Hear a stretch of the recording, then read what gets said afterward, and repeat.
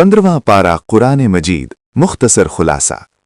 15वें पारे में दो सूरतें शामिल हैं, सूरह बनी इसराइल और सूरह कहफ का इब्तिदाई हिस्सा। सूरह बनी इसराइल में सबसे अहम वाक़या मेराज का बयान है, जिसमें हजूर अकरम सल्लल्लाहु अलैहि वसल्लम को मस्जिद हराम से मस्जिद अक्सा और फिर आसमानों की सैर कराई गई।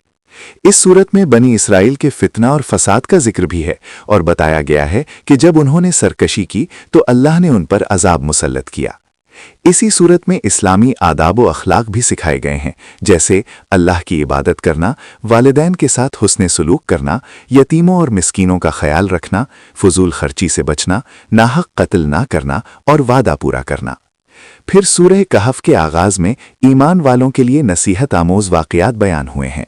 इनमें सबसे मशहूर असहाबे कहफ का किस्सा है, जिन्होंने ईमान की खातिर बादशाह के जुल्म से बचने के लिए गार में पनाह ली और अल्लाह ने उन्हें 309 साल तक सुला दिया।